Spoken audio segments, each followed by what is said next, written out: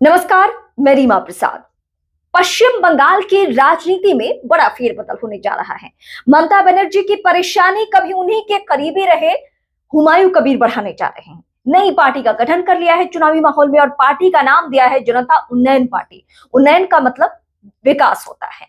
विकास कितना करेंगे ये तो वक्त तय करेगा, लेकिन फिलहाल जो स्ट्रैटेजी है और जो ग्राउंड रियलिटी है उससे मैं टू द पॉइंट आपको रूबरू कराने जा रही हूं कि क्या परिस्थितियां बन रही है, वो भी ममता बनर्जी के खिलाफ। वो ममता बनर्जी जिन पर बीते कुछ सालों में, यानी कुछ सालों नहीं, जब से वो सत्ता में है तब से ये आरोप लगते रहा है कि वो तुष्टीकरण की राजनीति करती हैं, वो मुस्लिमों को खुश करने वाली राजनीति करती हैं। लेकिन जिस पश्चिम बंगाल में 27%, फिर से सुनिए, 27% मुस्लिमों की आबादी है, वहां पे ममता बनर्जी के वोट बैंक में सिंधमारी उन्हीं के करीबी रहे हुमायूं कबीर करने जा रहे हैं।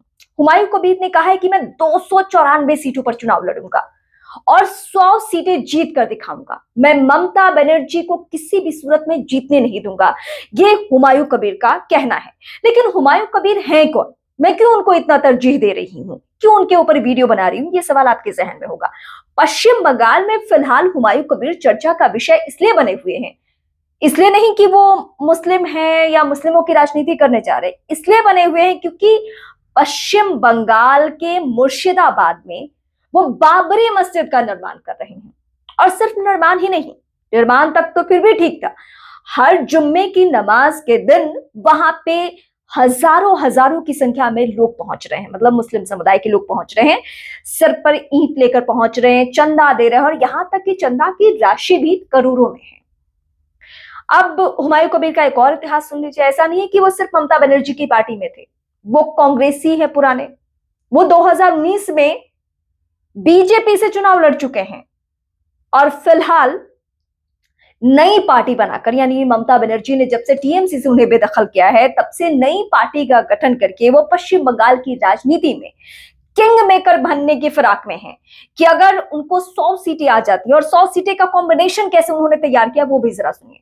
100 सीटों में उनका दावा है कि मैं 70 सीटें वो जीतूंगा जहां मुस्लिमों का प्रभाव है और मुस्लिम विधायक होंगे, और 30 ऐसी सीटें जीतूंगा जहां पे हिंदू जीतेंगे। और अभी से उन्होंने पार्टी के गठन के साथ ही कई सीटों पर उम्मीदवारों के नाम की घोषणा भी कर दी है।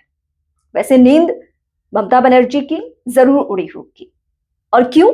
क्योंकि बीते कुछ चुनावों का उदाहरण देकर मैं आपको समझाऊंगी भी कि फिलहाल मुस्लिमों ने जो पारंपरिक तौर पर राजनीति करते रहे हैं और जो हमेशा से कहते रहे हैं कि नहीं हम मुस्लिमों के रहनुमा हैं, अब उन्होंने भरोसा करना थोड़ा छोड़ दिया है। बिहार इसका सबसे बड़ा और मजबूत उदाहरण है, इसलिए क्योंकि एमवाई समीकरण के जरिए लालू प्रसाद यादव की राजनीति खूब चमकती थी, वो सत्ता में भी रहे और यहां तक कि विधानसभा में बार बार आरजेडी बड़ी पार्टी बनकर उभरती रही। सत्ता में नहीं रहने के बावजूद तो उसमें एमवाई समीकरण का, यानी यादव के साथ मुस्लिमों का जो कॉम्बिनेशन था, वो फायदे का सौदा हमेशा के लिए साबित होता रहा आरजेडी के लिए। लेकिन बीते दो चुनावों से, यानी 2020 और 2025 में बिहार में झटका लगा एमवाई समीकरण को, यानी लालू प्रसाद की आरजेडी को, और बाजी मार गए वो वैसी जो बिहार की राजनीति में नहीं करते हैं।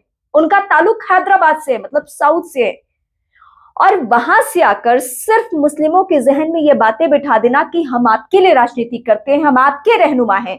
मुस्लिमों ने उन्हें हाथों हाथ लिया, और बिहार में हालांकि इनकी संख्या तकरीबन 17% है, लेकिन जब आप पश्चिम बंगाल आएंगे जो बिहार का पड़ोसी राज्य ही है, एक वक्त में दोनों राज्य साथ में भी थे, तो ये फीसद हो जाता है 27%। यानी ममता बनर्जी के सामने भी मजबूरी है कि वो किसी मुस्लिम नेता को नाराज करती हैं या फिर मुस्लिमों को नाराज करती हैं, तो जो उनका वोट बैंक का समीकरण है वो बिगड़ता हुआ नजर आएगा। और इसीलिए कई दफा उनकी मजबूरी भी है, वो हमेशा इस तरीके के आरोप झेलती रही हैं विपक्षी पार्टियों से, खासकर बीजेपी से, कि वो तुष्टीकरण की, वो मुस्लिमों के तुष्टीकरण की राजनीति करती रही है। लेकिन अब उनकी परेशानी फिलहाल बीजेपी से नहीं बढ़ी है, बल्कि ममता बनर्जी की परेशानी बढ़ाने वाले हुमायूं कबीर है। वो हुमायूं कबीर जो पूरे पश्चिम बंगाल में और खासकर मालदा, मुर्शिदाबाद, उत्तरी दिनाजपुर, ये वो बेल्ट है जहां मुस्लिमों की आबादी बहुत ज्यादा है, जहां मतलब आप ये कह सकते हैं कि हिंदू ही इन जिलों में अल्पसंख्यक होंगे, इनकी आबादी इतनी है। और यहाँ की सीटों में अगर सिर्फ मैं मुर्शिदाबाद की बात करूं तो यहाँ की सीटों पर टीएमसी का दबदबा रहा है, तकरीबन 20 सीटें। लेकिन अब हुमायूं कबीर के आ जाने से इस बेल्ट में ममता बनर्जी का खेल बिगड़ने वाला है।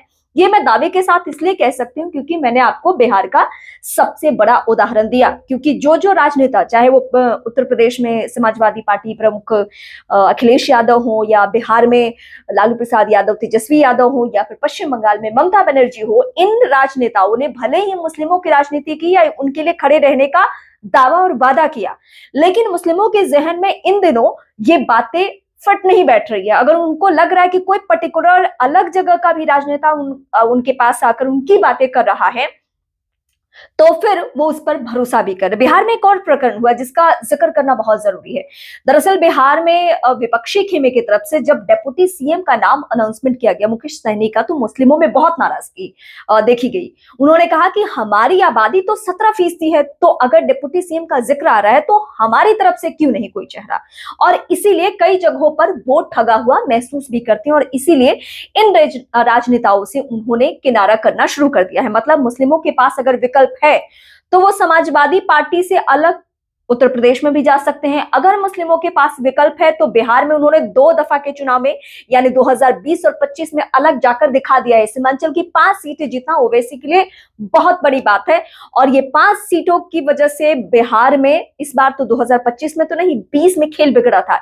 यानी सत्ता की कुर्सी तक बहुत करीब पहुंचकर तेजस्वी पीछे हो गए थे, और इसमें इन 5 सीटों की बहुत बड़ी भूमिका थी।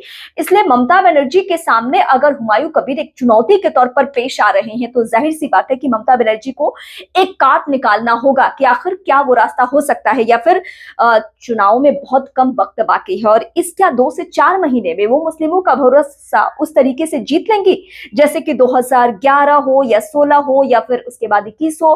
उन्होंने भरोसा जीता था और फिर चुनावी मैदान में वो बाजी मार गई थी। 3 बार वो सत्ता में रह चुकी हैं।